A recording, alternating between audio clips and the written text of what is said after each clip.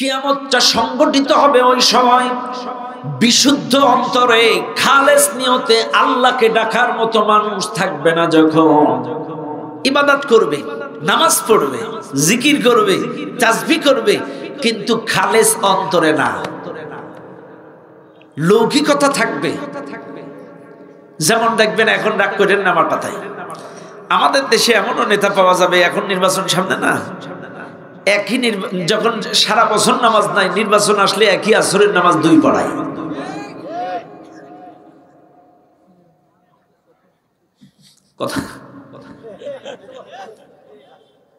কথা ঠিক না? একই আসরের নামাজ 2 পড়ায়, তাও বিনা উজুই। এরাও বুঝুক নেতা নামাজি, এরাও বুঝুক নেতা নামাজি। লৌকিকতা থাকবে বেশি, আর লৌকিকতার জন্য যে ইবাদতটাই করবেন সেটাই শিরক। ইন্না আখওয়াফা মা আখাফু আলাইকুম আশ-শিরকু আল আসগর। লোক দেখানো যা করবেন সেটা হচ্ছে শিরক। নামাজ পড়বেন, রোজা করবেন, হজ করবেন, যাকাত দিবেন, জিকির করবেন, যা করবেন সেটাই শিরক। বুঝেন কিন্তু ভালো করে। আর শিরক এমন একটা জঘন্যতম গুনাহ, আল্লাহ সব মাফ করবে, শিরকের গুনাহ কাউরে মাফ করবে না। কোরআনের আয়াত, ওয়ামা কানা ইউমিনু আকসারুহুম বিল্লাহি ইল্লা ওয়া হুম মুশরিকুন। এরা অধিকাংশ মানুষ ঈমান আনার পরেও মুশরিক থাকবে। প্রশ্ন, কেন ঈমান আনার পরে আবার মানুষ মুশরিক হয় কি করে? এদের ঈমানটা এমন, নামাজ পড়ে মসজিদে, জিকির করে মসজিদে, ইফতার করে মসজিদে, আর কিছু দরকার হলে বাবার দরবারে। হ্যাঁ, একটু ভয় পাইলে কবিরাজের বাড়ি 1199 টাকা, 501 টাকা, বগলে তাবিজ, মাজায় তাবিজ, ঘরে তাবিজ, বালিশে তাবিজ, ঘরের চুলায় তাবিজ। আপনাদের দিকে নেই? সব জায়গায় তাবিজ। তাবিজ ব্যবসায়ী যদি কেউ এখানে থেকে থাকে, বলবে হুজুর আপনি আমার পিছনে লাগলেন। কিন্তু দুঃখ লাগে যে আমাদের যারা আলেম সমাজ, ইমাম, মুয়াজ্জিন, যারা দাঈ ইলাল্লাহ, এদের কাজ হবে মানুষকে অন্ধকার থেকে আলোর পথ দেখানো, ঈমানের পথে ডাকা, কিন্তু আপনারাই কি করে শিরকের দাওয়াত দেন? হাইরে কপাল, 200-100 টাকার জন্য বাড়ি বাড়ি রান্নাঘরে যেয়ে পানি পড়া দেয়। এরকম হুজুর আপনাদের দিকে নাই? আসেনি? রাগ করেন না আমার কথায়। যদি কোনো মানুষ মুশরিক হয়ে মারা যায়, শিরিক করতে করতে যদি মারা যায়, এই লোকটার জন্য দোয়া করাও জায়েজ নেই। মা কানা লিন-নাবিয়্যি ওয়াল্লাযীনা আমানু আন ইস্তাগফিরু লিল-মুশরিকিন ওয়ালাউ কানু উলি কুরবা মিন বা'দি মা তাবায়্যানা লাহুম। আল্লাহ বলেন, নবী, ইমানদারদের উচিত নয় কোন মুশরিকের জন্য দোয়া করা।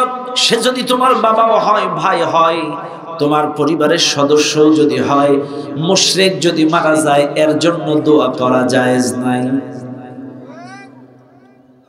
ভাইরা আমার, বাবাজিরা আমার, মনে রাখবেন যে কথা আমি আপনাদেরকে বলছিলাম, কিয়ামতটা সংগঠিত হবে তখন এই পৃথিবীতে বিশুদ্ধ ইবাদত করার মতো মানুষ থাকবে না। যখন আল্লাহ নামটা বিশুদ্ধ অন্তরে উচ্চারণ করার মতো মানুষ যখন থাকবে না, আল্লাহ পাক তখনই ইসরাফিল আলাইহিস সালামকে বলবেন, ফুৎকার দাও, সিংহায় ফুৎকার দাও। ফাইদা নুফিখা ফিস-সূর, ফুৎকারের অর্ডার যখন দিবেন ইসরাফিল আলাইহিস সালাম, এই দেশের মানুষ মনে করে এক ফুৎকারে কিয়ামত সংগঠিত হবে, কিন্তু আল্লাহর নবী বলেন না, কিয়ামতটা সংগঠিত হবে 3টা ফুৎকারে। নাক্কাতুস সাকি, নাক্কাতুল ফাজঈ, নাক্কাতুল ইয়াউমিল কিয়ামত। 3টা ফুৎকারে কিয়ামত সংগঠিত হবে। এক ফুৎকার যখন দিবি, প্রথম ফুৎকার দেওয়ার সঙ্গে সঙ্গে ওয়াইদাল জিবালু সুজ্জিরাত, এই দুনিয়ার পাহাড়গুলো তুলার মতো উঠতে থাকবে। এই দুনিয়ায় যত পাহাড় আছে, আপনারা তো এই এলাকায় পাহাড় নাই, তবে তেঁতুলিয়া এলাকায় গেলে কিছু পাহাড় দেখা যায়, চট্টগ্রামে পাহাড় দেখা যায়। তবে চট্টগ্রামের অবস্থা আজ খুব খারাপ। আরে দুঃখ লাগে, এটা 90% মুসলমানের দেশ, ভাবতেও লজ্জা লাগে। শিক্ষা নেওয়া উচিত কপাল পোড়া মুসলমানের। আজকে হিন্দু বৌদ্ধ খ্রিস্টান ঐক্য পরিষদ একজন খুনি নেতা লুচ্চা নেতার জন্য সবাই এক হয়ে মাঠে নামে, কিন্তু কপাল পোড়া মুসলমান আলেমুল আমাদেরকে গ্রেফতার করলে, অন্যায়ভাবে কোন মুসলমানকে গ্রেফতার করলে জীবনেও কোনোদিন মাঠে নামে নাই।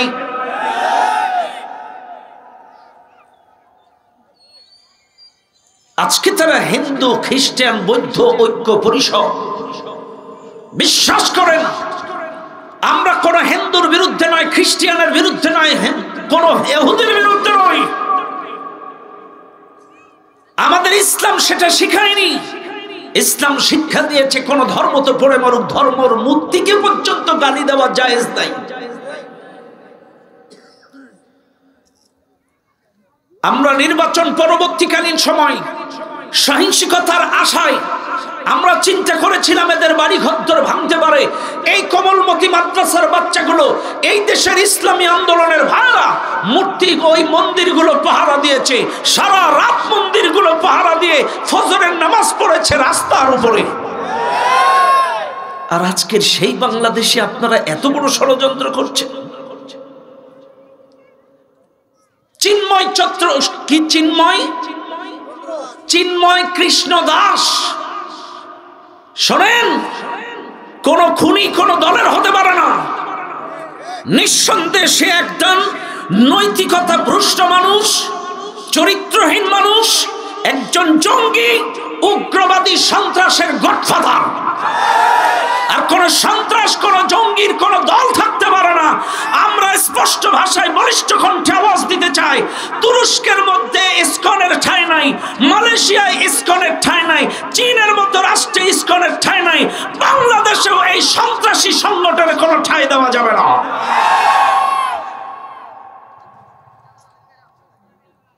আমরা কোন ধর্মের বিরুদ্ধে নই, কিন্তু কোন সন্ত্রাসের ঠাঁই হবে না। এই দেশে জঙ্গিরা নিষিদ্ধ হয়েছে না? হিজবুত তাহরিদ নিষিদ্ধ হয়েছে না? অসংখ্য জঙ্গি সংগঠন এই দেশে নিষিদ্ধ হয়েছে। এতদিন আলেম উলামাদেরকে খালি জঙ্গি তালেবান বলে দেখিয়েছে, কিন্তু একটা জঙ্গি মানুষ জবাই করেছে, একটা আলেম মানুষ জবাই করেছে, কোন প্রমাণ 16 বছরে পাইছেন? কিন্তু এরা যে জঙ্গি তার বাস্তব প্রমাণ নেন, এরা আদালত প্রাঙ্গণে জবাই করে হত্যা করেছে। আদালত প্রাঙ্গণে। আর এরা ওপেন অস্ত্র নিয়ে মিছিল করছে। আশ্চর্য, আমরা আশ্চর্য হয়ে যাই। কাজে আমরা এখানে যারা আছি কে কোন দলের আমি জানি না, তবে আমার কথা হলো স্পষ্ট, আমরা চাই এ দেশটাকে সন্ত্রাস মুক্ত, জঙ্গি মুক্ত করতে। কাজে সন্ত্রাস তুমি যেই দলের হও, জঙ্গি তুমি যেই দলের হও, খুনি তোমার যেই দলের হও, আমরা কেউ আইন হাতে তুলে নেব না। আমরা কেউ সাম্প্রদায়িক দাঙ্গা হাঙ্গামায় বিশ্বাস করি না। তবে খুনি যেই দলের হোক তাকে আইনের আওতায় এনে দৃষ্টান্তমূলক শাস্তি দেওয়া লাগবে, নাইলে বাংলাদেশের জনগণ নিরীহ এই আইনজীবীর হত্যা মেনে নেবে না। এটা অবশ্যই বিচারের আওতায় আনা লাগবে। কথা বলেন ঠিক না বেঠিক? অনতি বিলম্বে এর বিচার আমার দেশে করতে হবে। বাইরে আমার আজকে আপনারা মনে রাখবেন, শুধু নামাজ রোজা জিকির আজগার করেই কিন্তু জান্নাতে যাওয়া যাবে না। দিন দুনিয়ার খবর রাখতে হবে, কোথায় যাচ্ছে সমাজ।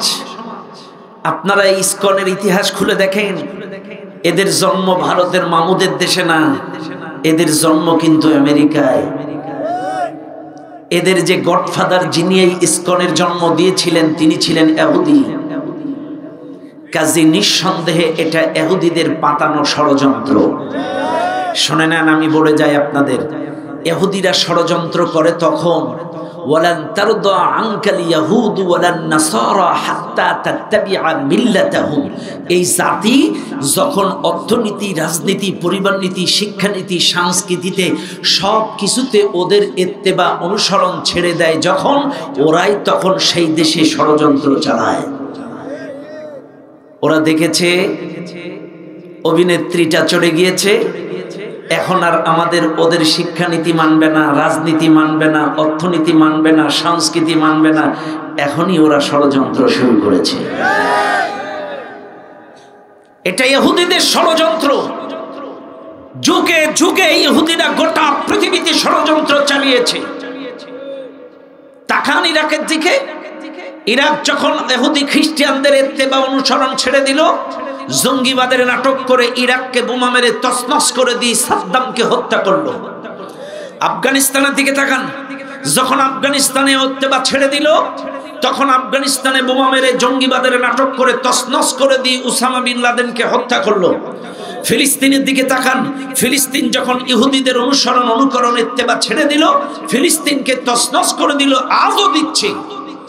এই বাংলাদেশ যখন ওদের ইত্তেবা অনুকরণ ছেড়ে দিল, এই বাংলাদেশে 16টা বছর জঙ্গিবাদের নাটক তৈরি করলো। অথচ এই জাতির সামনে আয়নার মতো ক্লিয়ার প্রকৃত অর্থে জঙ্গি হলো ওরাই। আর আমাদের মামুরা ওদের YouTube channel, social media, electric media, printing মিডিয়াতে কি সুন্দর অপপ্রচার চালাচ্ছে। এই চিন্ময় মৃত্যু দাসের আইনজীবীকে হত্যা করেছে। কত বড় বাটপার! আপনারা পেপার পত্রিকা, সোশ্যাল মিডিয়া যারা চালান, ওরা কিন্তু ইন্ডিয়ায় অপপ্রচার চালাচ্ছে। ওরা বলছে কি যে চিন্ময়ের আইনজীবীকে হত্যা করেছে উগ্রপন্থীরা। আমার সাতক্ষীরায় 5ই আগস্টের পরে এক জালেম দুর্নীতিবাদ ছিল, শাহেন শাহ, এ ভাইস চেয়ারম্যান ছিল। এত বেশি জুলুম আর দুর্নীতি করেছিল, ও মেন রোডের ধারে সরকারি জায়গা দখল করে একটা রাজমহল, মন্দির কোয়ালিটির একটা রেস্টুরেন্ট বানাইছিল, চাইনিজ রেস্টুরেন্ট। এই রেস্টুরেন্টটা তৌহিদি জনতা যে উগ্র, যে সন্ত্রাস, জুলুম, নির্যাতন যাদের উপর করছে, কে বা কারা ওদের আগুন জ্বালাই দিছে। রিপাবলিক বাংলা চ্যানেলটা ওরা চালাচ্ছে যে হিন্দুদের মন্দির জ্বালায় দিছে, কিন্তু অথচ এর মালিক কিন্তু শাহেন শাহ, একটা মুসলিম ভাইস চেয়ারম্যান ছিল। এই ভারতীয় উস্কানিমূলক বক্তব্য দিয়েই এই দেশে এই দাঙ্গা হাঙ্গামাটা বাধাই দিচ্ছে। আরে বন্ধু তো বন্ধুর সুখে দুঃখে বিপদে আপদে থাকবে। ও দুনিয়ার মানুষ, কথায় কথা বেড়া যায়। মনে রাখবেন, কিয়ামতের ফুৎকারটা যখন দিবে, ওয়াইদাল জিবালু সুজ্জিরাত, এই দুনিয়ার পাহাড়গুলো তোলার মতো উড়বে, একটার সাথে একটা বাড়ি খেতে থাকবে, একটার সঙ্গে একটা বাড়ি খেয়ে খেয়ে জমাট বাঁধা বালু, জমাট বাঁধা কয়লা, জমাট বাঁধা লোহা, জমাট বাঁধা যত যা কিছু আছে, একটার সাথে একটা বাড়ি খেয়ে চূর্ণ বিচূর্ণ হয়ে একটা বালুকণা থেকে আর একটা বালুকণা পৃথক হয়ে যাবে। শুনে নেন মুসলমানেরা, এই পৃথিবীতে যত বড় বড় বিল্ডিং দেখেন, দুবাই বলেন, সৌদি বলেন, বাংলায় বলেন, 10 তলা, 20 তলা, 15 তলা, 100 তলা, যত তলা বিল্ডিং এই দুনিয়ার মধ্যে আছে, বিল্ডিং গুলা তুলোর মতো উঠবে, একটার সাথে একটা বালি খাবে। জমাট বাঁধা বালু থাকবে না, লোহা থাকবে না, জমাট বাঁধা সিমেন্ট থাকবে না, একটার সাথে একটা বাড়ি খাইতে খাইতে একটা ধুলাকণা থেকে আর একটা ধুলাকণা আলাদা হয়ে যাবে। আল্লাহ কোরআন বলেন, এই কিয়ামতের ধাক্কা যখন আসবে, ইদা জুলজিলাতিল আরদু জিলজালাহা, ভূমিকম্প যখন শুরু হবে, কিয়ামতের প্রকম্পন যখন লাগবে, ইয়াউমা তারাউনাহা তাদহালু কুল্লু মুরদিআতিন আম্মা আরদাআত ওয়া তাদউ কুল্লু যাতি হামলিন হামলাহা ওয়া তারান নাসা সুকারা ওয়া মা হুম বিসুকারা ওয়ালাকিন্না আযাবাল্লাহি শাদীদ। আল্লাহর কোরআন ডাক দিয়ে বলেন, কিয়ামতের প্রকম্পন যখন লাগবে, কোন মা তার দুধের বাচ্চার কথা মনে রাখতে পারবে না। 1 মাস, 2 মাস, 5 মাস, 1.5 বছর, 1 বছর দুধের বাচ্চাটাকে কিন্তু মা চোখের আড়াল করে না। কিন্তু কিয়ামতের ধাক্কা যখন লাগবে, কোন মা তার সন্তানের কথা মাথায় রাখতে পারবে না। সেই সময় যত গর্ভবতী মা থাকবে, 5 মাস বলেন, 7 মাস বলেন, 3 মাস বলেন, 9 মাস বলেন, যত গর্ভবতী মা থাকবে, তাই পশু হোক আর মানুষ হোক, যত গর্ভবতী মা থাকবে, কিয়ামতের ধাক্কায় তারা ডেলিভারি করে ফেলবে। 3 মাস, 5 মাস, 7 মাস, 9 মাস, 10 দিন মেয়াদ উত্তীর্ণ হওয়া লাগবে না, কিয়ামতের ধাক্কায় তারা অটোমেটিকলি ডেলিভারি করে ফেলবে। তাহলে সেই ধাক্কাটা কত ভয়ঙ্কর! এই সমাজে কত রাস্তা আছে, বাজে রাস্তা। অনেক সময় আপনি আমি বাজার রাস্তাগুলো চলতে গিয়ে বলি এই রাস্তায় কোনো ডেলিভারি রোগী আসলে অটোমেটিক ডেলিভারি হয়ে যাবে, বলি না কথার কথা?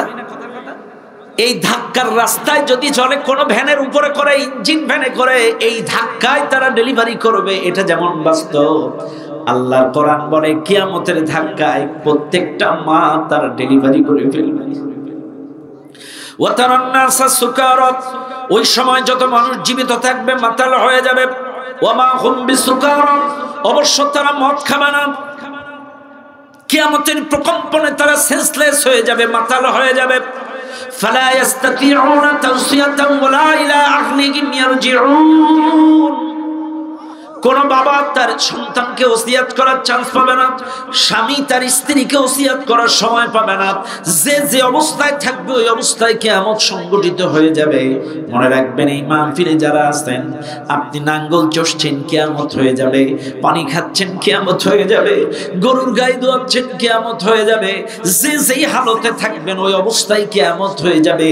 পূর্ব প্রস্তুতি নিয়ে ওযু গোসল করে তওবা করে জিকির আজকার করার চান্স তোমাকে দেওয়া হবে না। প্রথম ফুৎকারে জমিন যখন ধ্বংসস্তূপে পরিণত হবে, আল্লাহ ইসরাফিল আলাইহিস সালামকে বলবেন দ্বিতীয় ফুৎকার দাও। ইসরাফিল আলাইহিস সালাম দ্বিতীয় ফুৎকার দেওয়ার সাথে সাথে ওয়া ইযাল কাওয়াকিবু তাসারাত, আসমানের সমস্ত গ্রহ নক্ষত্রগুলো টপ টপ টপ টপ করে ছিঁড়ে ছিঁড়ে জমিনের মধ্যে পড়ে যাবে। যত গ্রহ নক্ষত্র, চন্দ্র, সূর্য, যত গ্যালাক্সি যা কিছু আসমানে আছে, সমস্ত গ্রহ নক্ষত্রগুলো টপ টপ টপ টপ করে ছিঁড়ে ছিঁড়ে জমিনে পড়বে। এই জমিনে যত নদী নালা, সাগর, যত বিল খাল পানি আছে, সমস্ত পানিগুলা নক্ষত্র পড়ে ভরাট হয়ে যাবে। এই পানির মধ্যে এক প্রকার জলীয় কণা থাকে, একটি কণা থেকে আরেকটি কণা পৃথক হয়ে যাবে। আসমান আর জমিনের নিচের সকল প্রাণী যখন শেষ হয়ে যাবে, আল্লাহ পাক এইবার ইসরাফিল আলাইহিস সালামকে ডাক দিয়ে বলবেন, ইসরাফিল, আমি যে তোমার উপরে যে দায়িত্ব অর্পণ করেছিলাম, তুমি কি তোমার দায়িত্ব সমাপ্ত করেছো? ইসরাফিল বলবেন, আল্লাহ, আমার উপরে আপনি দায়িত্ব চেয়েছিলেন সিংহায় ফুৎকার দেওয়া, ধ্বংসস্তূপে পরিণত করা। আমি 2 ফুৎকারে আসমান আর জমিন ধ্বংসস্তূপে পরিণত করে দিয়েছি। আল্লাহ পাক এবার বলবেন, আজরাইল রে, আজরাইল এদিকে আসো। আজরাইল আলাইহিস সালাম আল্লাহর সামনে হাজির হয়ে যাবেন। আল্লাহ পাক এবার আজরাইলকে বলবেন, আজরাইল, এবার আমি তোমাকে যে দায়িত্ব দিয়েছি, তুমি তোমার দায়িত্বটা সমাপ্ত করো। হযরত আজরাইল আলাইহিস সালাম ইসরাফিলের জান কবজ করবেন, মিকাইলের জান কবজ করবেন, জিবরাইলের জান কবজ করবেন, আসমানে দায়িত্বরত সমস্ত ফেরেশতাদের জান কবজ করবেন। সকলের জান যখন কবজ করা শেষ হয়ে যাবে, আল্লাহ বলবেন, আজরাইল, তোমার পরে যে দায়িত্ব আমি দিয়েছিলাম, তুমি কি তোমার দায়িত্ব সমাপ্ত করেছো? আজরাইল তখন বলবে, আল্লাহ, হ্যাঁ, আমার দায়িত্ব ছিল জান কবজের, সমস্ত মাখলুকের জান আমি কবজ করে ফেলেছি। আল্লাহ বলবেন, আজরাইল, ভালো করে দেখো, এখনো একজন বাকি আছে। কে বলবেন? আল্লাহ বলবেন। হযরত আজরাইল ডানে তাকাবে, বামে তাকাবে, পেছনে তাকাবে, চতুর্দিকে তাকায়া তাকায়া কাউরে পাবে না। আল্লাহ বলেন, আজরাইল, তুমি কি কাউরে পাও না? আজরাইল বলবেন, আল্লাহ, আমার ডানে কেউ নেই, বামে কেউ নেই, পেছনে কেউ নেই, সামনে আপনি আল্লাহ, আপনি তো হাইয়ুল কাইয়ুম, আপনার তো মৃত্যু হবে না, আপনার তো মৃত্যু হবে না। তখন আল্লাহ বলবেন, আজরাইল রে, ভালো করে দেখো, আমি ছাড়াও একজন বাকি আছে। এতটা ক্লিয়ার করে দেবে, আমি ছাড়াও একজন বাকি। হযরত আজরাইল আলাইহিস সালাম চতুর্দিকে তাকায়া যখন কাউরে পাবে না, আল্লাহ বলেন, তুমি কি কাউরে পাও না? আজরাইল বলবেন, আল্লাহ, আমি তো কাউরে দেখি না। আল্লাহ বলবেন, আজরাইল, এবার তুমি তোমার নিজের দিকে তাকাও, তুমি তোমার নিজের দিকে তাকাও। আজরাইলের চেহারা অন্ধকার হয়ে যাবে, চেহারা ফ্যাকাশে হয়ে যাবে, চোখ দুটো ছলছল করবে। আজরাইল থেকে বলবেন, আল্লাহ, আমার নিজের জান যদি নিজে নিজে বার করা লাগবে, এই দায়িত্বটা কেন জিবরাইলকে দিলেন না? মিকাইলকে কেন দিলেন না? ইসরাফিলকে কেন দিলেন না? ওদের দায়িত্বটা কেন আমারে দিলেন না? আল্লাহ বলবেন, আজরাইল, জান কবজের জন্য আমি তোমাকেই মনোনীত করেছিলাম, কাজে আমি অর্ডার দিচ্ছি এই মুহূর্তে তুমি তোমার জীবন বের করে মারা যাও। আল্লাহর অর্ডারে হযরত আজরাইল আলাইহিস সালাম নিজের জানটা নিজে নিজে বার করে মারা যাবেন, আর কেউ থাকবে না। এই সেকশনটার নাম হলো ইয়াউমুল বারিজ, অর্থাৎ 0 সময়টাকে স্টপ করে দিবেন। কেউ যখন নাই, আমার আল্লাহ 2টা কোরআনের আয়াত নিজের কণ্ঠে তেলাওয়াত করবেন। কুল্লু মান আলাইহা ফান ওয়া ইয়াবকা ওয়াজহু রাব্বিকা যুল জালালি ওয়াল ইকরাম। আল্লাহ নিজের কণ্ঠে 2টো আয়াত তেলাওয়াত করবেন। আল্লাহ বলবেন, আছো কেউ? সব ধ্বংসলীলায় পরিণত, শুধু আমার সত্তা ছাড়া, আমি ছাড়া সব শেষ। আল্লাহর কথার প্রতিধ্বনি ফেরত আসবে, প্রতি উত্তর আসবে না। দূর পাহাড়ে ফাঁকা ঘরে আওয়াজ দিলে যেমন দেয়ালে দেয়ালে বাড়ি খেয়ে আওয়াজটা ফেরত আসে, ঠিক তেমনি করে আল্লাহ যখন আওয়াজ দিবেন, আল্লাহর কথার প্রতিধ্বনি আসবে, কিন্তু প্রতি উত্তর আসবে না। কেউ নাই, কোন প্রাণী নাই, কেউ নাই।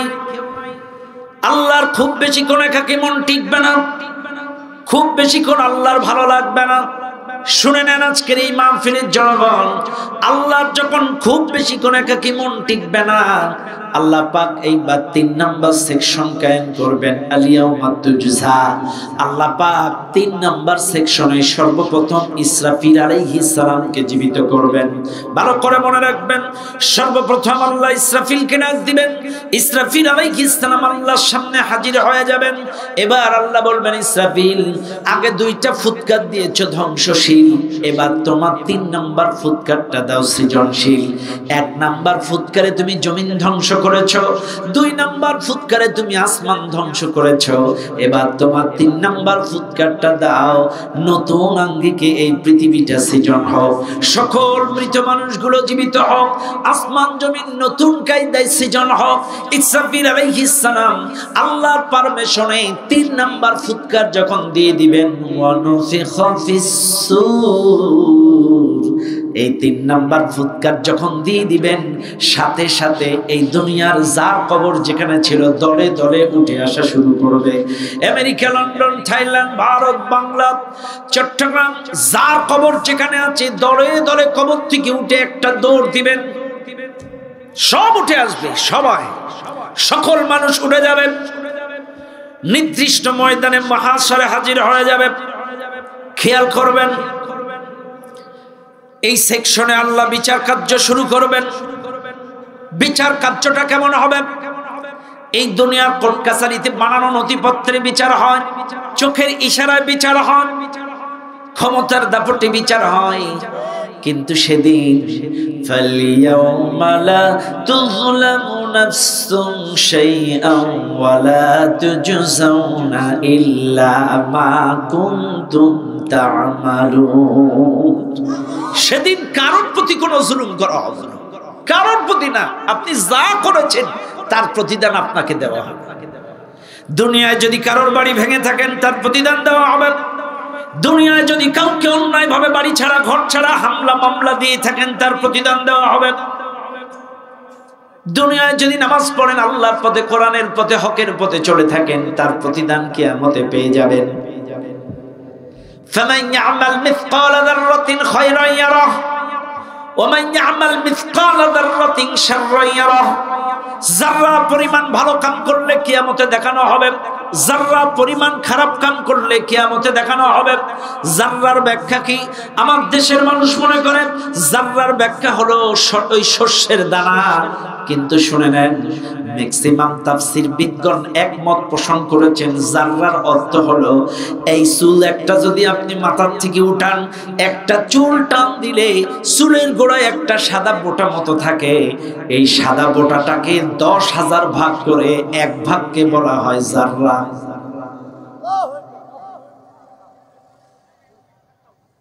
এখন আপনারা প্রশ্ন করতে পারেন, হুজুর আল্লাহ এত ছোট জিনিস কিয়ামতে দেখাবে কি করে? প্রশ্ন আসতে পারে, আমি এত ছোট জিনিস আল্লাহ কি করে দেখে? আচ্ছা আপনারাই করেন, ফুটবল খেলা বিশ্বকাপ যখন শুরু হয় 14 ইঞ্চি টেলিভিশনে দেখে মন ভরে না। মোড়ের মাথায় মার্কেটের সামনে বড় বল ফিল্ডে বিশাল বড় প্রজেক্টর লাগায় ছোট জিনিসটারে বড় করে দেখায়। কথা বল। আমার আল্লাহ কয় আমিও কিয়ামতের দিন তোদেরকে প্রজেক্টর লাগায় তোদের ওই আমলনামাগুলো দেখাবো।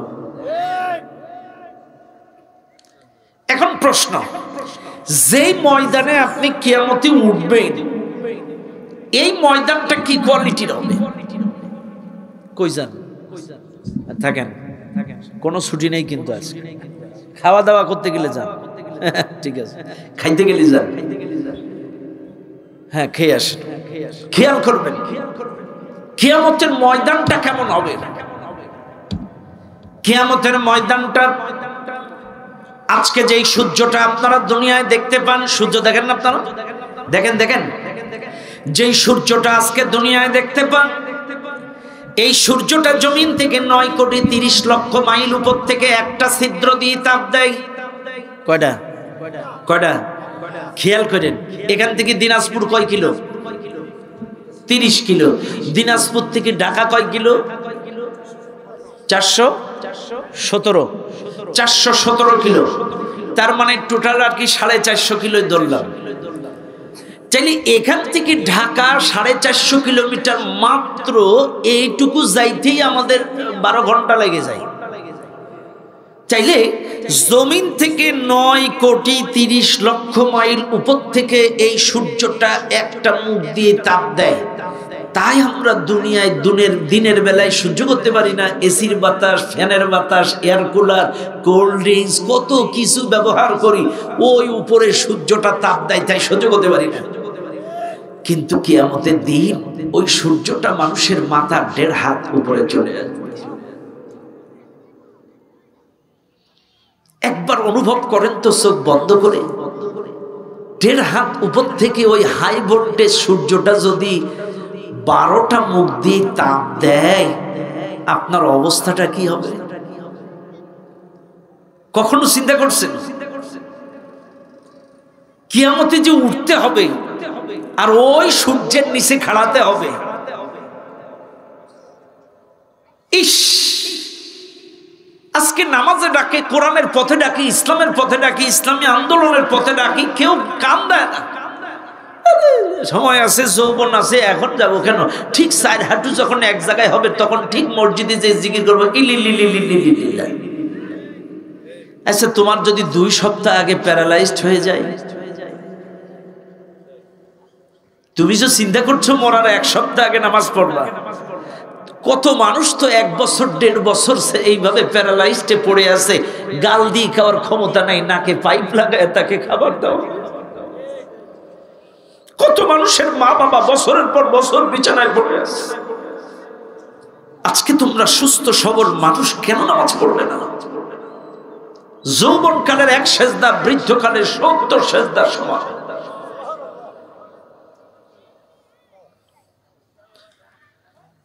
ইস, মানুষ 10 টাকা চালের কার্ডের জন্য মেম্বারের বাড়ি যেয়ে জুতার তলা ক্ষয় করে, চেয়ারম্যানের বাড়ি যেয়ে জুতার তলা ক্ষয় করে, কিন্তু রিজিকটা যেখানে বাজেট হয় কপাল পুরো ওই জায়গায় যায় না। যেখানে বাজেট হয় ওই জায়গায় যাও, এই জায়গায় নাই। আজকে আমরা এত বলছি হকের পথে, সত্যের পথে, কোরআনের পথে এসো, গুরুত্বই নেই।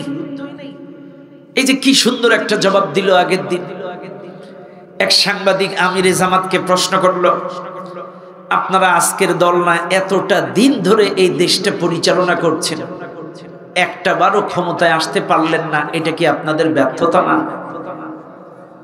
তো আমিরে জামাত জবাব দিয়েছিল, প্রতিদিন মুয়াজ্জিন 5 বার করে আজান দিয়ে মানুষকে ডাকে, এখন বলেন তো মুয়াজ্জিনের ডাকে কয়জন মুসল্লি যায়?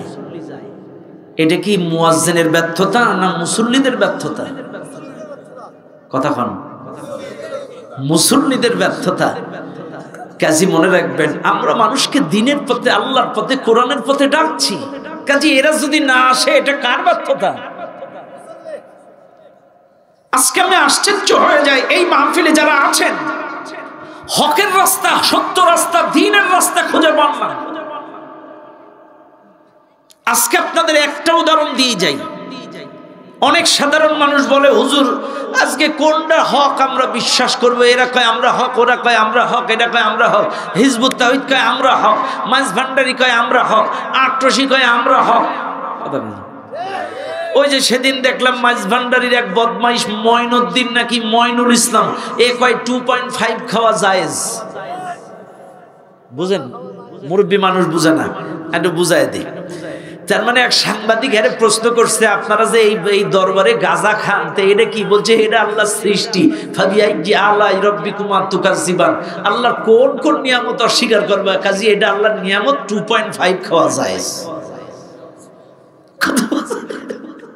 এরা আবার দলিলও দেয়। এরপরে বলছে আপনারা যে মেয়ে দেখেন, আপনাদের এই দরবারে মেয়ে লোক আসে, এটা কি? বলছে এটা তো শুকরিয়ার ব্যাপার। আল্লাহর নিয়ামত দেখবে না, শুকরিয়া দেয়। কত বড় শয়তান! এরাও কয় আমরা হকের ডিলার। হিজবুত তাওহীদ সেলিম লুচ্চা, ওই যে দেখছেন না হিজবুত তাওহীদ, আল্লাহু আকবার, কথা না দেখছেন না? এরা দেখবেন ওরা এরকম ইয়ে করে, বলে আমরাই হক। আচ্ছা আসলেই সত্য পথ কোনটা? খেয়াল করেন। আবু বকর ভাই আপনার শালা কটা? একটা, ঠিক আছে। আমার আবু বকর ভাই অত্যন্ত মহব্বতের মানুষ। আজকেকার জিনিস না কিন্তু, হুজুরের দাড়ি পেকে গেছে আলহামদুলিল্লাহ। এখান থেকে 15 বছর, তারও বেশি নাকি, 15 বছরেরও আগে আমি এই এলাকায় আসতাম। অনেকদিন এইদিকে আর আসি না, লম্বা একটা গ্যাপ হয়ে গেছে। আজকে যখন আমি কাহারুল এই বাজার দিয়ে ঢুকছি, আমি চিনতেই পারছি না। অথচ এক সময় কাহারুলে কত মাহফিল করেছি, এখন আমি চিনতেই পারছি না। বড় বড় শপিং মল, বড় বড় মার্কেট। আল্লাহু আকবার, আল্লাহ কবুল করেন, বলেন আমিন। মনে করেন আবু বকর ভাইয়ের একটাই শালা সিঙ্গাপুরে থাকে, 10 বছর পরে বাংলাদেশে আসছে।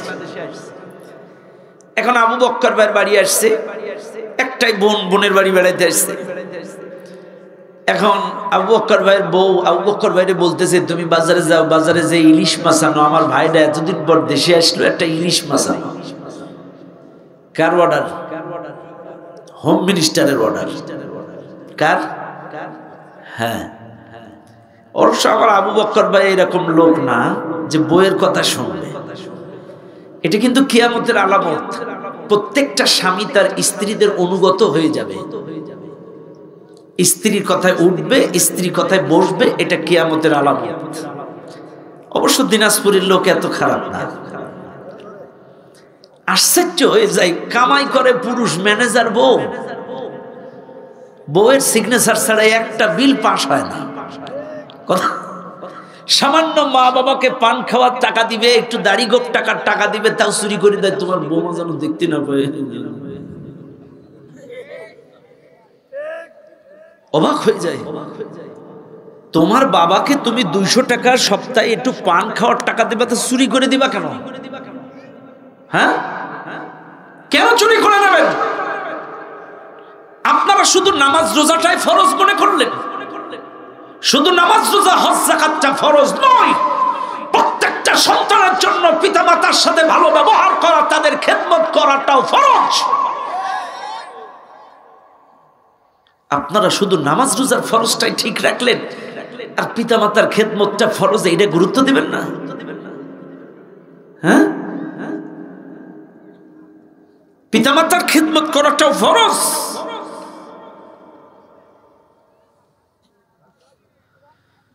ও দুনিয়ার মানুষ, কথাই কথা বেড়ে যায়। যে কথা আমি বলছিলাম মুসলমান বাবাজিরা, তাহলে কি বলছিলাম বলো দিকে? ও ভাই শালা ইলিশ মাছ, ইলিশ মাছ। এখন বাজারে যে দেখে এক দোকানে ইলিশ, বাদ বাকি 49 দোকানে অন্যান্য মাছ। এখন আবু বকর ভাই এক দোকানে ইলিশ, আর কোন দোকানে ইলিশ নাই, 50টা দোকান, কিন্তু ইলিশ মাত্র এক দোকানে। এখন বাইরা পচা হোক, খাটো হোক, বাসি হোক, ছোট হোক, আর তো কোনো দোকানে নেই, এটাই কিন্তু বাড়ি আনা লাগবে। কিন্তু আমার ভাই যদি বাজারে যে দেখতো 50 দোকানে ইলিশ মাছ, চাইলে কিন্তু কোনটা তাজা, কোনটা শক্ত, কোনটা ডিমলা, কোনটা ভালো, বেছে বেছে দেখে দেখে দেখে দেখে বেছে বেছে শক্ত মাছটা, ভালো মাছটাই বাড়িতে আনতে পারত। আজকে এই বাংলাদেশে হুজুরদের মধ্যেও ৮০ গুন্ডা ইসলামী দল, এইটা আম পাবলিকের প্রশ্ন, এটা আমার আপনার জন্য প্লাস পয়েন্ট।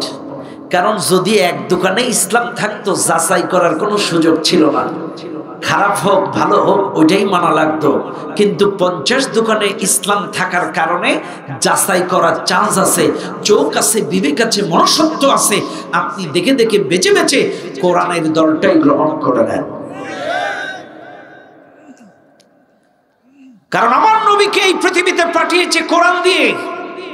হুয়াল্লাযী বা'আসা ফিল উম্মিয়্যিনা রাসূলাম মিনহুম ইয়াতলু আলাইহিম আয়াতি। কোরআনের আয়াতগুলো তিলাওয়াত করে শোনাও। কিতাবুন আনজালনাহু ইলাইকা লিতুখরিজান নাস মিনাজ যুলুমাতি ইলান নূর। এই কিতাব দিয়ে এই দুনিয়ার মানুষদেরকে অন্ধকার থেকে আলোর পথে ডাকো।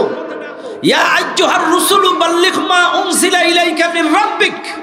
হে নবী, তোমার কাছে যে কিতাবটা নাজিল করেছি, এই কিতাব দিয়ে, এই কিতাবের দাওয়াত মানুষকে দিয়ে মানুষকে রবের দিকে ডাকো।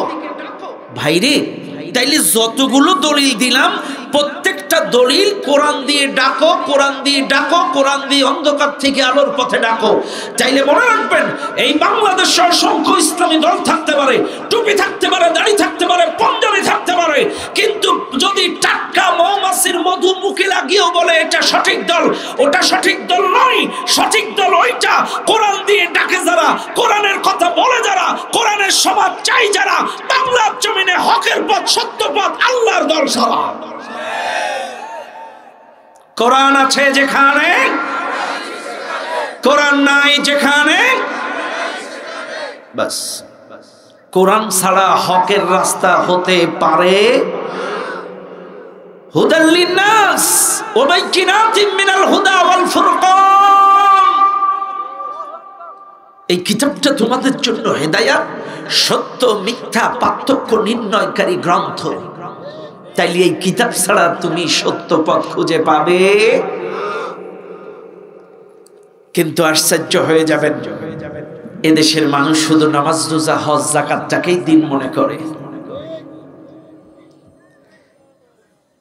ও দুনিয়ার মানুষ, কথাই কথা বেড়ে যায়। এই মাহফিলে যত মানুষ আছেন একটু লক্ষ্য করেন, যে কথা আমি আপনাদেরকে বোঝাচ্ছিলাম, কিয়ামতের কঠিন ময়দানে সূর্য মাথার উপরে, পায়ের নিচের মাটিটা সূর্যের তাপে পুড়ে লাল বর্ণে তামা হয়ে যাবে। আবারও বলছি, সূর্য যখন মাথার উপরে আসবে, এই পায়ের নিচের মাটিটা পুড়ে লাল বর্ণে তামা হয়ে যাবে। এই তামাটা সূর্যের তাপে গরম হয়ে যাবে। মানুষ এই তামার পরে দাঁড়াইতে পারবে না, পাগলের মতো দৌড়দৌড়ি করবে, পাগলের মতো ছোটাছুটি করবে, পাগলের মতো দৌড়দৌড়ি করবে। পাগলের মতো যখন ছোটাছুটি করবে, সূর্যের তাপে মানুষের মাথার ঘিনুগুলো টকবক করে গলে গলে কান দিয়ে নাক দিয়ে বেয়ে বেয়ে পড়বে। সেদিন কারোর পায়ে স্যান্ডেল থাকবে না, জুতা থাকবে না, সেদিন কারোর শরীরে কোনো পোশাক থাকবে না। ও মুসলমান, এই মুসিবতের ময়দানে বিচার কার্যটা কেমনে শুরু হবে একটু লক্ষ্য করেন। অনেকেই মনে করে, হুজুর কত চুরি করেছি, দুর্নীতি করেছি, কত মানুষের নামে মিথ্যা মামলা দিয়েছি, কত হামলা দিয়েছি, কত মানুষকে বাড়ি ছাড়া করেছি, এর কোনো তথ্য নাই, প্রমাণ নাই। আল্লাহ কিয়ামতে এর সাক্ষ্য প্রমাণ দিবে কেমনে, এটা আপনি একটু বুঝায় কোন। আল্লাহর কোরআন, ওয়া কুল্লা ইনসানিন আলজামনাহু তাইরাহু ফি উনুকিহি ওয়া নুখরিজু লাহু ইয়াওমাল কিয়ামাতি কিতাবান ইয়ালকাহু মানশুরা। সূরা বনী ইসরাঈল 13 নম্বর আয়াত। আল্লাহ বলেন, এই দুনিয়ায় যখন আমি মানুষ সৃষ্টি করে পাঠিয়েছি, প্রত্যেকটা মানুষের হুরকুনের নিচে একটা করে ক্যামেরা, একটা করে মেমোরি কার্ড আমি আল্লাহ সেটআপ করে দিয়েছি। এখন আপনারা প্রশ্ন করবেন, হুজুর কেন আল্লাহ লাগালো? শুনে নেন, আজকে আমার আপনার মোবাইলের মধ্যে মেমোরি আছে, ক্যামেরা আছে। আমার আপনার মোবাইলে যে 512 জিবি 256 জিবি মেমোরি, এটা কি 20 বছর আগে জানতেন? জানতেন না। তাইলে আমার আল্লাহ বলেন, আমি মানুষ সৃষ্টি করে দুনিয়ায় পাঠানোর সময় প্রত্যেকের হুড়কুনের নিচে একটা করে মেমোরি আর ক্যামেরা আমি আল্লাহ লাগাই দিলাম। কেন লাগালাম? এই কারণে লাগালাম, তোমার মোবাইলে যেমন অডিও ভিডিও ডাউনলোড দাও, ভিডিও রেকর্ড করো, আমি আল্লাহ এই ক্যামেরাটা লাগালাম এই কারণে তুমি 60 বছর 80 বছর 90 বছর যতদিন দুনিয়ায় বাঁচবা, তোমার জীবনের সমস্ত কৃতকর্ম এই মেমোরিতে রেকর্ড হয়ে যাবে। এই ক্যামেরার মধ্যে সবকিছু রেকর্ড হয়ে যাবে। কিয়ামতের কঠিন মুসিবতের ময়দানে তোমার মোবাইলে যেমন একটা চিকন পিন দিয়ে টাপ দিলে একটা ট্রে বাইর হয়, ওই ট্রের মধ্যে একটা সিম থাকে, একটা মেমোরি থাকে। আমি আল্লাহ কিয়ামতের ময়দানে ইয়াউমাল কিয়ামাতি কিতাবান ইয়ালকাহু মানসুরা, সেদিন আমিও হুড়কুনের নিচে চাপ দিব, ওই মেমোরিটা বাইর হয়ে যাবে, আমলনামাটা বার হয়ে যাবে। ওই আমলনামা যখন বের হয়ে যাবে, আমি আল্লাহ ওই মেমোরিটা তোমার হাতে তুলে দেব। ইকরা কিতাবাক, পড়ো তোমার আমলনামা। আল্লাহ আরেক জায়গায় বলেন, ইয়াউমা নাদউ কুল্লা উনাসিম বিইমামিহিম ফামান উতিয়া কিতাবাহু বিয়ামিনিহি ফাউলাইকা ইয়াকরাউনা কিতাবাহুম ওয়ালা ইউজলামুনা ফাতিলা। সূরা বনী ইসরাইল আল্লাহ পাক বলেন, স্মরণ করো ওই দিনের কথা, যেই দিন প্রত্যেকটা দলের নেতা সহ ডাক দেওয়া হবে। বাইরে আমি একটি বানানো কথা বলি না, অযৌক্তিক অনার্থক কোনো কথা কোনো মাহফিলে আমি বলে সময় নষ্ট করি না। মনে রাখবেন, আল্লাহ কিয়ামতের দিন ডাকবে ওই সকল নেতা সহ আপনি দুনিয়ায় যেই কোয়ালিটির নেতার সাথে উঠা বসা করেছেন। শুনে নেন, আবারও বলি, দুনিয়ায় যদি গাঁজাখোর নেতার সাথে চলেন, মদখোর নেতার সাথে চলেন, সুদখোর লম্পটের সাথে যদি চলেন, তার সঙ্গে কিয়ামতে উঠবেন। আর দুনিয়ায় যদি আল্লাহওয়ালা, কোরআনওয়ালা, নবীওয়ালা, আলেমদের কাতারে এমন নেতার সাথে যদি চলেন, আপনার ওই নেতার সঙ্গে হাসুন নাসুর হয়ে যাবে। মান তাশাব্বাহা বিকওমিন ফাহুয়া মিনহুম, যার সাথে যার মহব্বত তার সাথে তার কিয়ামত। আল্লাহ ডাক দেবেন, আসো, নেতা সহ ডাক দিবেন। ইয়াউমা নাদউ কুল্লা উনাসিম বিইমামিহিম, ইমাম সহ নেতা সহ যখন ডাক দিবেন, এবার ইমাম উঠবেন, নেতা উঠবে, কর্মী উঠবে। এবার আল্লাহ বলবেন, ইকরা কিতাবাক, পড়ো তোমার আমলনামা। কাফা বিনাফসিকা ইয়াউমা আলাইকা হাসিবা, তোমার আমলনামা পড়ার জন্য তুমি যথেষ্ট। লা যুলমাল ইয়াউম, আজকের দিনে কারোর প্রতি কোনো জুলুম করা হবে না। ফালিয়াউমা লা তুজলামু নাফসুন শাইআন ওয়া লা তুজজাউনা ইল্লা মা কুনতুম তা'মালুন, দুনিয়ায় যা করেছো তার প্রতিদান দেওয়া হবে। পড়ো। এইবার বান্দা আমলনামা হাতে তুলে নেবেন, আমলনামা হাতে নিয়ে বলবেন, মালি হাদাল কিতাব, এটা কি ধরনের আমলনামা? লা ইউগাদিরু সগীরাতান ওয়ালা কাবীরাতান ইল্লা আহসাহা, আমার জীবনের একটা বড় কাজও বাদ পড়ে নাই, আমার জীবনের একটা ছোট কাজ এই জায়গাটায় বাদ পড়ে নাই। ইয়াউমা তাজিদু কুল্লু নাফসিন মা আমিলাত মিন খায়রিন মুহদারান ওয়া মা আমিলাত মিন সুইন তাওয়াদ্দু লাউ আন্না বাইনাহা ওয়া বাইনাহু আমাদান বাঈদা। এই মানুষগুলো কিয়ামতের দিন আমলনামা হাতে নিয়ে বলবে, আমার জীবনের ভালো কাজগুলোও এখানে আছে, মন্দ কাজগুলোও আছে। আল্লাহ বলবেন, সময় নষ্ট করো না, পড়ো। এইবার বান্দা আমলনামা পড়বে। আবারও বলছি, নেতাও আছে, কর্মীও আছে, নেতাও আছে, কর্মীও আছে। আল্লাহ বলবেন, পড়ো। এইবার বান্দা নেতার সঙ্গে আছে, নেতা যদি খারাপ হয় আমল তো খারাপ। কতক্ষণ নেতা যদি খারাপ হয় আমলও, কারণ মান ইয়াশফা শাফাআতান হাসানাতান ইয়াকুল লাহু নাসীবুম মিনহা ওয়া মান ইয়াশফা শাফাআতান সাইয়্যাতান ইয়াকুল লাহু কিফলুম মিনহা। কাউকে যদি ভালো কাজের জন্য সুপারিশ করেন, আবারও বলছি শোনেন, কাউকে যদি ভালো কাজের সুপারিশ করেন, আপনি করতে পারেন নাই, আপনি যাইতে পারেন নাই, ওই কাজটা করতে পারেন নাই, কিন্তু অর্ডারটা দিয়েছেন আপনি, সুপারিশ করেছেন আপনি, আপনার ওই কর্মীরা, ওই এলাকার লোকেরা, ওই মানুষেরা যদি ভালো কামটা করে, ওরা যত ভালো কাজ করবে এর একটা অংশ তোমার আমলনামায় জমা হবে। ও মাইয়াশফা শাফাআতান সাইয়্যাতান ইয়াকুল লাহু কিফলুম মিনহা। আর যদি কাউকে খারাপ কাজের আদেশ দাও, খারাপ কাজের অর্ডার দাও, তার মানে আমি ওয়ার্ড নেতা, আমি ইউনিয়ন নেতা, আমি থানার নেতা, আমি যদি অর্ডার দেই, এরে মার, ওরে ধর, ওর বাড়ি ভাঙ, ওরে তাড়া, ওর থেকে চাঁদাবাজি কর, আমি করি নাই, কিন্তু সুপারিশটা ছিল আমার, অর্ডারটা ছিল আমার, ওই যত খারাপ কাজ করবে এর অংশ আমার আমলনামায় আসবে।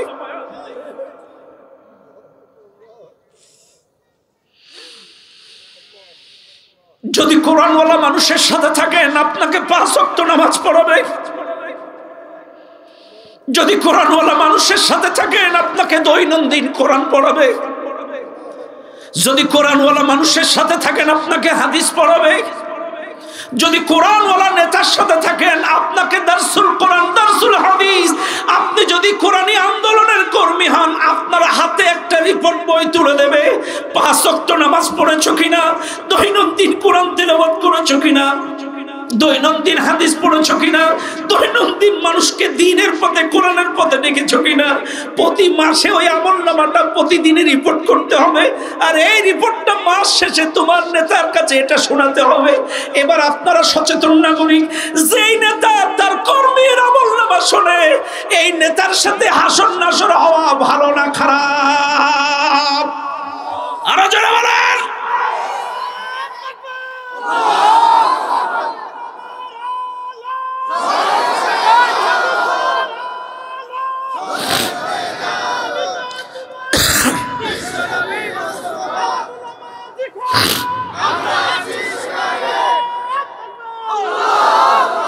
সৎসঙ্গে স্বর্গবাস, অসৎসঙ্গে সর্বনাশ। চাইলে ভালো নেতার সাথে থাকলে নামাজে নিয়ে যাবে, কোরআন তেলাওয়াতে নিয়ে যাবে, দারসুল কোরআন দারসুল হাদিসে নিয়ে যাবে। আর যদি খারাপ নেতার সাথে থাকেন পার্কে নিয়ে যাবে, গার্ডেনে নিয়ে যাবে, পতিতালয়ে নিয়ে যাবে, সিনেমায় নিয়ে যাবে, যত নর্তকীর কারখানায় তোমাকে নিয়ে যাবে। বাইরে কিয়ামতের দিন শুধু হাতে কামড় মারবেন। ওয়ায়াউমা ইয়া'আদ্দু যালিমু আলা ইয়াদাইহি ইয়াকুলু ইয়া লাইতানি ইত্তাখাযতু মা'আর রাসূলি সাবিলা ইয়া ওয়াইলাতা লাইতানি লাম আত্তাখিয ফুলানান খলিলা। সেদিন কিন্তু হাতে আফসোস করবেন, আল্লাহ দুনিয়ায় যদি এদেরকে বন্ধু না বানাতাম, দুনিয়ায় যদি ওই সকল নেতার সাথে না চলতাম, দুনিয়ায় যদি রাসূলের সাথে চলতে পারতাম। সেদিন আফসোস করবেন, আর সেদিন আফসোস করে লাভ নাই। সেদিন মানুষ খালি জালেমেরা, যারা জালেম ছিল, দুনিয়ায় জুলুম নির্যাতনের স্টিম রুলার চালিয়েছিল, মানুষকে বাড়ি ছাড়া ঘর ছাড়া এলাকা ছাড়া করেছিল, এই জালেমগুলো কিয়ামতের দিন হাতে কামড় দিবে, 2 হাতে কামড় দিবে, আর বলবে আল্লাহ দুনিয়ায় যদি ওদের সাথে না চলতাম, ওদেরকে বন্ধু না বানাতাম। এই জন্য বলি, আল্লাহ পাক বলেন ইয়া আইয়ুহাল্লাযীনা আমানু লা তাত্তাখিযু আবাকুম ওয়া ইখওয়ানাকুম আউলিয়া ইন ইসতাহাব্বুল কুফরা আলাল ঈমান। আল্লাহ বলছেন হে ঈমানদারগণ, তোমরা তাদের সাথে বন্ধু বানায়ো না যারা ঈমানের চাইতে কুফরিকে বেশি পছন্দ করে। ঈমানের চাইতে কুফরিকে পছন্দ করে, এদের সাথে বন্ধু বানায়ো না। আবাকুম, সে যদি তোমার বাবাও হয়, ওয়া ইখওয়ানাকুম, সে যদি তোমার ভাইও হয়, এদের সাথে বন্ধু বানানো যাবে না। ওয়া মান ইয়াতাওয়াল্লাহুম ফাউলাইকা হুমুজ জালিমুন। একই পরিবারে একজন বামপন্থী একজন ডানপন্থী, 2 ভাই আছে না নাই? আল্লাহ কিন্তু বলছে ওরা যদি ঈমানের চাইতে কুফরি পছন্দ করে, ও যদি তোমার ভাইও হয়, এর সাথে সম্পর্ক রাখা যাবে না। সে যদি তোমার ভাইও হয়, সে যদি তোমার বাবাও হয়, এর সাথে কোনো রিলেশন রাখা যাবে না। শুনে নেন আজকের মাহফিলের জনগণ, এবার বান্দা যখন আমলনামা পড়বে, এরে ধর ওরে মার, চাঁদাবাজি সন্ত্রাস এর নামে মিথ্যা মামলা হামলা। কারণ যেমন নেতার সাথে চলবেন আপনার আমলনামা তো। এইবার আল্লাহ বলবেন আর দরকার নেই, আর পড়তে হবে না, এই ফেরেশতারা গ্রেফতার করো। এইবার ফেরেশতারা গ্রেফতার করতে যাবেন, ফেরেশতারা যখন পাকড়াও করবেন, তখন এই আসামিগুলো বলবে আল্লাহ আমাদেরও কিছু কথা আছে। কি কথা? ওয়াকালু রব্বানা ইন্না আতা'না সাদাতানা ওয়া কুবারা'না ফাআদাল্লুনা সাবিলা। আল্লাহ আমরা তো দুনিয়ায় ওই সকল বড় নেতাদের আনুগত্য করেছিলাম, ওরা যা আদেশ দিয়েছে তাই করেছি, কাজে আজকে আমাদের একা ধরলে চলবে না। রব্বানা আতিহিম দুইফাইনি মিনাল আযাবি ওয়াল আনহুম লা'নান কাবীরা। ওদেরকেও ধরো, দ্বিগুণ আযাবে পাকড়াও করো। কর্মীরা কার নামে নালিশ করবে? হ্যাঁ, যেই নেতা তোমার খারাপ আদেশ দিয়েছে, এরে ধর ওরে মার, এখানে চাঁদাবাজ, এখানে টেন্ডারবাজ, এইটা কর সেটা কর, ওই নেতাদের নামে কারা নালিশ করবে? কর্মীরা। একটু বাংলাদেশের দিকে তাকাইলে আপনারা আরো ক্লিয়ার হবে। আনিসুল কাকুকে যখন পুলিশেরা গ্রেপ্তার করবে, আনিস কাকুকে যখন গ্রেপ্তার করছে, আনিস কাকু বলছে আমার একা ধরলে চলবে না, মুরব্বীটা ওই। বলছে কিসের মুরব্বী? বলে কেন দরবেশ। কিসের দরবেশ? ভাই খারাপ নিয়েন না আমার কথায়, আমি কিন্তু কারোর পক্ষ বিপক্ষে কাউকে হেয় করার জন্য কথা বলি না, কাউকে টার্গেট করে কথা বলি না, কিন্তু বুঝাচ্ছি দুনিয়া আর কিয়ামতের বাস্তব চিত্রটা ধরাইয়া দিচ্ছি। আনিস কাকু তো একা আসলে পাইত, কিন্তু ও বলল আমরা ছিলাম সাধারণ সদস্য, ওই দরবেশ ছিল নির্বাহী সদস্য, আদেশগুলো ওরাই দিত, আমরা মাঠে ময়দানে বাস্তবায়ন করতাম। কাজে ওই নির্বাহী সদস্য, নির্বাহী মুরব্বীকে আগে ধরো। তাইলে পুলিশ শেষ কাছে নালিশ করলো, নির্বাহী মুরব্বীকেও গ্রেপ্তার করলো। চাইলে এবার বলেন কিয়ামতের সাথে মেলে না মেলে না? হ্যাঁ। পলক কাকুকে রিমান্ডে নিয়ে কয় তুই নেট বন্ধ করলি কেন? বলো এগুলো উপরের আদেশ, উপর থেকে আদেশ আসতো আমরা করেছি। ভাইরে তাই সামান্য পুলিশের দুটো রিমান্ড, আরো এদের মারতেছি কিনা ঠিক নেই, সামান্য মানসিক টেনশন ছাড়া কিছু না। এদের চেহারা দেখলে তো মনে হয় না যে মারধর হয়েছে। রাগ করবেন না আপনারা। আমরা দেখেছি মামুনুল হকের পায়ে বেড়ে হাতে বাড়ি, আমরা দেখেছি আমির হামজার হাতে বেড়ি পায়ে বেড়ি, আমরা দেখেছি বয়োবৃদ্ধ অনুসরণযোগ্য বিশ্ববিজয়ী ধর্মীয় নেতা কোরআনের পাখি আল্লামা দিলওয়ার হোসেন সাঈদী রাহিমাহুল্লাহ তার হাতে বেড়ি পায়ে বেড়ি। অথচ আজকের এই যে রাজকীয় নেতাগুলো নিয়ে যায়, সব হাসতে হাসতে যায়, সালাম দিতে দিয়ে একটার হাতে হ্যান্ডকাপ। আরে একটা নর্তকী পরিমণি গত বছর না কখন গ্রেপ্তার হলো, ও দেখি লুঙ্গি ডান্স দেয় জেলখানায় যাই। চাইলে একটা নর্তকী লুঙ্গি ডান্স দেয়, এই জালেমগুলো হাত নাড়িয়ে ঘুরে বেড়ায়। আর এই প্রকাশ্য খুনি, এই চিত্র কি চিন্ময় চিত্র দাস, এর হাতেও হ্যান্ডকাপ নাই। অথচ আলেম উলামাগুলো খালি সন্দেহভাজন মামলা, তাই হাতে বেড়ি পায়ে বেড়ি। কথা বলেন ঠিক না বেড়ি? কাজে ইনসাফ ভিত্তিক বিচার করতে হবে, ন্যায় বিচার করতে হবে। ইন্নাল্লাহ ইয়া'মুরু বিল আদল, আল্লাহ বলছেন ন্যায় বিচার প্রতিষ্ঠিত করো, সুশাসন প্রতিষ্ঠা করো, ইনসাফ প্রতিষ্ঠা করো। তুমি আলেমদের বেড়ি পড়াবা, হাত করা পড়াবা, রশি লাগাবা মাজাই, আর এরা মামুর মতো হাজার হাজার ছাত্র খুন করলো। ওই যে কি ওর নামটা, কৃষি মন্ত্রী না কি মন্ত্রী, ও বললো রাত 12টার মধ্যে শাপলা চত্বর ফাঁকা।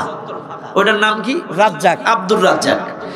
নিজে মুখে যেই লোকটা স্বীকার করলো রাত 12টার মধ্যে হেফাজতের চত্বর, শাপলা চত্বর ফাঁকা, এরপরে আরো সাক্ষ্য লাগবে কি? হ্যাঁ, ও তো নিজে মুখে স্বীকার করলো যে রাত 12টার মধ্যে ফাঁকা, তাইলে এর আর কিসের সাক্ষ্য লাগবে? এখন অনেক মাহফিলে গেলে বলে হুজুর আপনারা খালি গীবত করেন, এ করেছে ও করেছে তাই করেছে, এর বিরুদ্ধে জালেমের বিরুদ্ধে তার বিরুদ্ধে, এ তো আমরা জানি, বলার কি দরকার? রাগ করবেন না আপনারা, গীবত কোনটা সমালোচনা কোনটা এটা জানা লাগবে। শোনেন, গীবত হচ্ছে ওইটা আমার ভাইয়ের অনুপস্থিতিতে তার দোষ ত্রুটি পিছনে আলোচনা করা, আনন্দ নেওয়া, তৃপ্তি নেওয়া, তাকে হেয় করা, কটাক্ষ করা, ব্যঙ্গ করা, এর পিছনে বলে একটু তৃপ্তি পাওয়া, মজা পাওয়া, একজনের বিরুদ্ধে পিছনে বলে আনন্দ নেওয়া, যেটা শুনলে আমার ভাইটা রাগ করবে, এটা গীবত। আর সমালোচনা জায়েজ ওইটা, যেমন ওই লোকটা খুব খারাপ, ওর লেনদেন খারাপ, ওর চরিত্র খারাপ, ওর তাকানো খারাপ, ওর সব খারাপ, আজি ওর লেনদেন থেকে, ওর চরিত্র থেকে, ওর পাতানো ফাঁক থেকে এই এলাকাবাসীকে, এই জাতিকে, এই দেশকে সচেতন করা জায়েজ। যেমন ফিরাউনের দোষ ত্রুটি, তার কর্মকাণ্ড কিয়ামত পর্যন্ত জাতিকে বলা জায়েজ। কিয়ামত পর্যন্ত আবু জেহেলের দোষ ত্রুটি, আবু লাহাবের দোষ ত্রুটি, ফিরাউনের দোষ ত্রুটি, নমরুদের দোষ ত্রুটি, কারুনের দোষ ত্রুটি, কিয়ামত পর্যন্ত তাদের কর্মকাণ্ড, পাতানো ফাঁক, তাদের শৃঙ্খল থেকে জাতিকে সচেতন করা জায়েজ। কাজে এই জালেম সরকার 16টা বছর যে জুলুম নির্যাতন এই বাংলাদেশে চালিয়েছে, বিভিন্ন নাটক করে, জঙ্গিবাদের নাটক করে আলেম উলামাদেরকে বিভিন্ন কায়দায় মিথ্যা মামলা হামলা দিয়ে ফাঁসির কাস্টে ঝুলিয়েছে।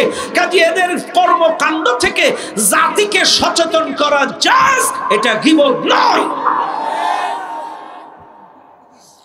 এটা বলে তারাই যাদের কাছে আবু জেহেলের দোষ বলাটাও গীবত মনে হয়।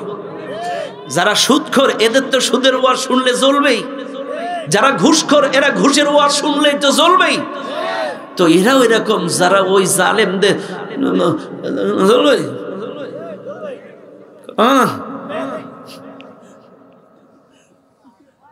কষ্ট পাচ্ছেন আপনারা? অনেক বাজে গেছে, চলবে চলবে। আমার আশ্চর্য হয়ে যায়, এই নীলফামারী, দিনাজপুর, এই রংপুর শুনি নাকি ইসলামের ঘাঁটি। বিশাল ব্যাপার, মাহফিলে গেলি নারায়ে তাকবীর, আল্লাহু আকবার, জোশ কি, কিন্তু ময়দানে নেই। আজকে আমরা মডার্ন মোড়ে সন্ধ্যাবেলায় অ্যাডভোকেট সাইফুল ইসলাম হত্যার প্রতিবাদে সচেতন আলেম সমাজরা একটা স্লোগান প্রতিবাদ সমাবেশ করেছি আজ মাগরিবের সময়। এইটা করার সময় এক মসজিদের মাগরিবের নামাজ পড়ে বের হয়েছি, তা আশা করেছিলাম যে এই মসজিদের মুসল্লিরা আমাদের সাথে জয়েন করবে। একটা মুসল্লি নেই, অবাক হয়ে গেল। আমরা কিছু আলেম উলামারাই করলাম, একটা মুসল্লি ওইখান থেকে, ওই মসজিদ থেকে বের হয়ে আমাদের সাথে জয়েন করেনি। খালি নামাজ রোজা করেই জান্নাতে যাবেন। রাজনীতি কি? ও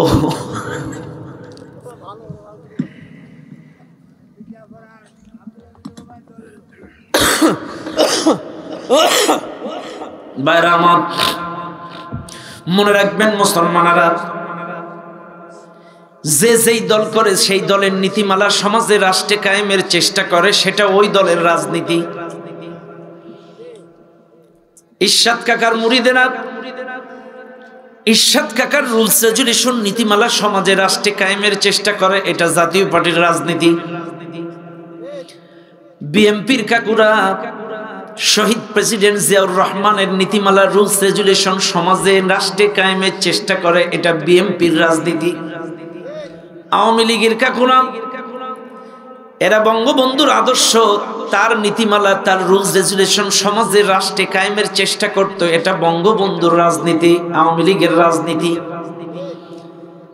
আর যারা প্রকৃত অর্থে মুসলমান ইমানদার, তারা সেই মহান মালিক রাজার রাজার এই কোরআনের নীতিমালা সমাজে রাষ্ট্রে কায়েমের চেষ্টা করে, এটার নাম ইসলামী রাজনীতি।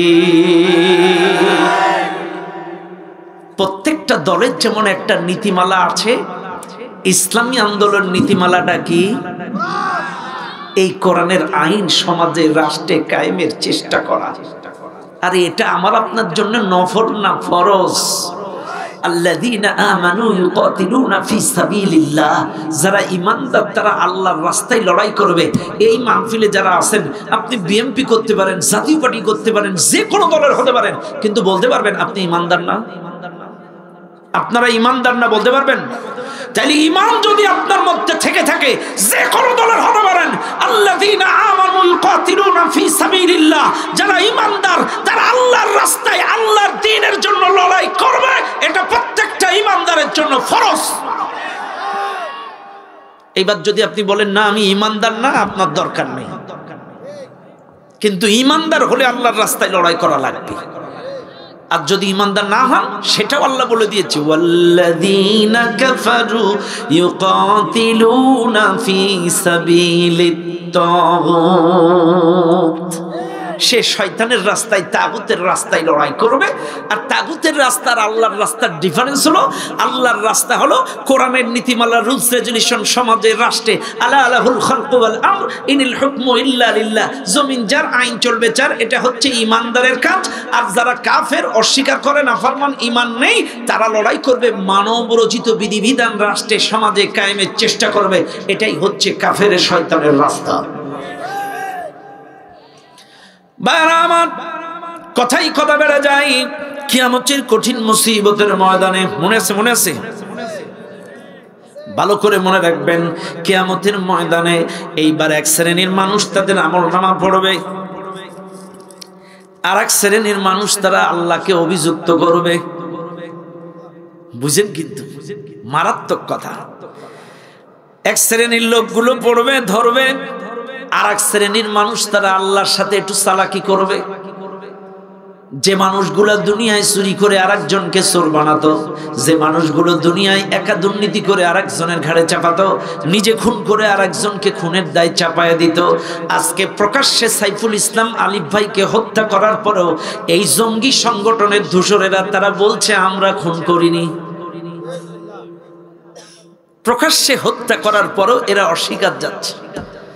কিয়ামতের দিন কিছু কিছু লোক আছে, কিয়ামতের দিন তার আমলনামায় এই দেখে বলবে আল্লাহ এগুলো আমরা করিনি, তোমার ফেরেশতারা বাড়ায় বাড়ায় লিখছে। কি বলবে? এগুলো আমরা করিনি, তোমার ফেরেশতারা বাড়ায় বাড়ায় লিখছে। মানুষের কত বড় স্পর্ধা! আপনি বলবেন হুজুর পাইলেন কোন জায়গায়? সূরা ইয়াসিনের তাফসীর, আলাম আহাদ ইলাইকুম ইয়া বানি আদম আল্লা তা'বুদুশ শাইতান ইন্নাহু লাকুম আদুউম মুবিন। এই আয়াতের তাফসীর করতে যে এখানে তাফসীর ইবনে কাসিরের মধ্যে একটা হাদিস টানা হয়েছে। এই হাদিসের মধ্যে স্পষ্ট আমার নবী মসজিদুন নববীতে বয়ান করতে করতে হেসে ফেলেছে। আমার নবী বলেন সাহাবারা আমি হাসলাম কেন তোমরা কি জানো? বলে হুজুর আল্লাহ আল্লাহর রাসূল ভালো জানে। এবার নবীজি বললেন আমার হাসার কারণ এইটাই, কিয়ামতে যখন বান্দার হাতে আমলনামা তুলে দেবে, ওই বান্দা তার সুদ ঘুষ দুর্নীতি যত দুর্নীতি কুকর্ম গোপন করার জন্য এই বান্দাগুলো কিছু কিছু বান্দা আমলনামা গোপন করার জন্য বলবে আল্লাহ এগুলো আমরা করিনি, তোমার ফেরেশতারা বাড়ায় বাড়ায় লিখছে। এ কথা শুনে আমি হাসি ফেলছি, এটা আমার জিবরাইল এসে জানাইলো। মানুষের কত বড় সাহস! আল্লাহকে দোষারোপ করবে, ফেরেশতাদেরকে কলঙ্কিত করবে। কিছু কিছু মানুষ যখন তাদের কৃতকর্ম আমলনামা রডের বদলে বাঁশ, এরে মারা ওরে তারা, এরে খেদা ওরে কর, সব যখন অস্বীকার যাবে, এক কথায় নিজের ব্যক্তিগত কৃতকর্ম যখন অস্বীকার যাবে, আল্লাহ তখন বলবে ঠিক আছে ঠিক আছে ঠিক আছে। আমার লাগানো সিসি ক্যামেরা মেমোরিতে যদি ভুল রেকর্ড হয়, আমার ফেরেশতারা যদি বাড়ায় বাড়ায় লেখে, ওই আমলনামায় আমি আর বিচার করব না, এইবার আমি বিচার করব ভিন্ন কায়দায়। আল্লাহর কোরআন বলেন আল-ইয়াউমা নাখতিমু আলা আফওয়াহিহিম ওয়া তুকাল্লিমুনা আইদিহিম ওয়া তাশহাদু আরজুলুহুম বিমা কানু ইয়াকসিবুন। বান্দা যখন অস্বীকার যাবে, আল্লাহ তখন ওর মুখের মধ্যে মোহর মেরে দেবে, মুখটাকে আটকায় দিবে। আটকায় যখন দিবে, ওই যে অস্বীকার গেল এরা বড় বড় লিখছে, তখনই মুখ যখন আটকে যাবে, তুকাল্লিমুনা আইদিহিম ওয়া তাশহাদু আরজুলুহুম, হাত সাক্ষ্য দেবে, পা সাক্ষ্য দেবে। ইন্নাস সামআ ওয়াল বাসারা ওয়াল ফুআদা কুল্লু উলাইকা কানা আনহু মাসউলা, চোখ সাক্ষ্য দেবে, কান সাক্ষ্য দেবে, প্রত্যেকটা অঙ্গ প্রত্যঙ্গ সাক্ষ্য দেবে। হাতের জবান খুলে যাবে, হাত বলবে আল্লাহ এক এক সিগনেচারে 20-30 হাজার টাকা করে ঘুষ খাইছে, এই হাত দিয়ে লোকের জমি ফাঁকি দিয়েছে, চাঁদাবাজি করেছে, মানুষের নামে মিথ্যা মামলা হামলা দিয়েছে, অনেককে এলাকা ছাড়া বাড়ি ছাড়া ঘর ছাড়া করেছে, এই হাত দিয়ে কত মানুষের আম কাঁঠাল জমি জায়গা দখল করেছে, আম কাঁঠাল চুরি করেছে, এই হাত দিয়ে কত মানুষকে অন্যায়ভাবে আঘাত করেছে, আলেম ওলামাকে আঘাত করেছে, এই হাত দিয়ে বিনা দ্বিধায় হাজার হাজার মানুষকে গুলি করে হত্যা করেছে, এই হাত দিয়ে বেগানা নারীকে স্পর্শ করেছে, এই হাত দিয়ে পরনারীকে স্পর্শ করেছে, যাকে স্পর্শ করা হারাম ছিল, এই হাত দিয়ে বান্ধবীকে, এই হাত দিয়ে পরের স্ত্রীকে স্পর্শ করেছে। এই হাতের জবান খুলে যাবে, হাত সেদিন আল্লাহর সামনে ফড়ফড় করে বলে দেবে ওয়া তাশহাদু আরজুলুহুম, পাও সেদিন বলবে আল্লাহ এই পাও দিয়ে সিনেমায় গেছিল, পার্কে গেছিল, গার্ডেনে গেছিল, এই পাও দিয়ে রাতের অন্ধকারে পরকিয়া করতে অমুকের স্বামী অমুকের স্ত্রীর বাড়ি গেছিল, এই পাও দিয়া কত মানুষের নামে মিথ্যা স্লোগান দিয়েছিল। আমার কথায় রাগ করবেন না, এমন লোক আছে এই দেশে 500 টাকার জন্য এক প্যাকেট খিচুড়ির জন্য রাজপথে আলেম ওলামার বিরুদ্ধে মিছিল করেছে। এই পাও কিন্তু সেদিন আল্লাহর দরবারে সাক্ষ্য দেবে। আল্লাযী খলাকাকুম, আমি তোমাদেরকে সৃষ্টি করলাম, আল্লাযী জাআলা লাকুমুল আরদা ফিরাশা, এই জমিনটাকে আমি বিছানা বানালাম, ওয়াস সামাআ বিনাআ, আসমানটাকে ছাদ বানালাম, ওয়া আনজালা মিনাস সামাই মাআ, আসমান থেকে বৃষ্টি বর্ষণ করলাম, ফাখরাজা বিহি মিনাস সামারাতি রিজকাল লাকুম, এই জমিন থেকে ফসলের মাধ্যমে তোমাদের রিজিকের ব্যবস্থা করলাম। আর এত কিছু করার পরেও তুমি এই পাও দিয়া, এই জবান দিয়া রাজপথে ইসলামের বিরুদ্ধে, কোরআনের বিরুদ্ধে, আলেম ওলামার বিরুদ্ধে তুমি মিছিল করেছো।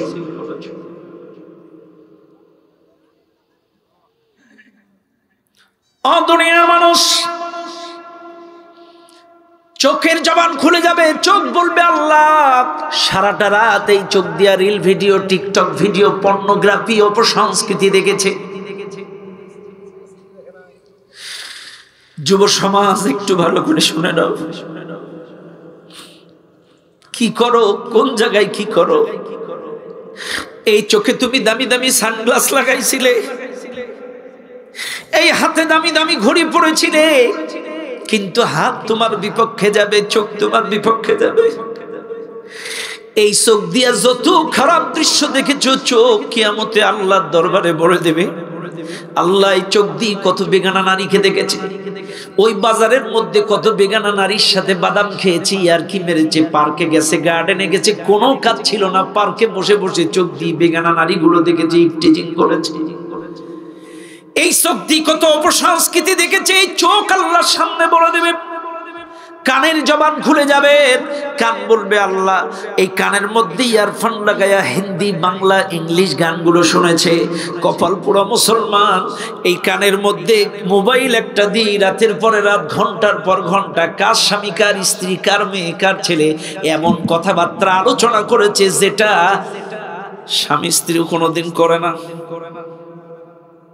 আমার কথায় রাগ করেন না, এটা কোরআন থেকে বলছি। ইন্নাস সামআ ওয়াল বাসারা, তোমার চোখও সাক্ষ্য দেবে, কানও সাক্ষ্য দেবে।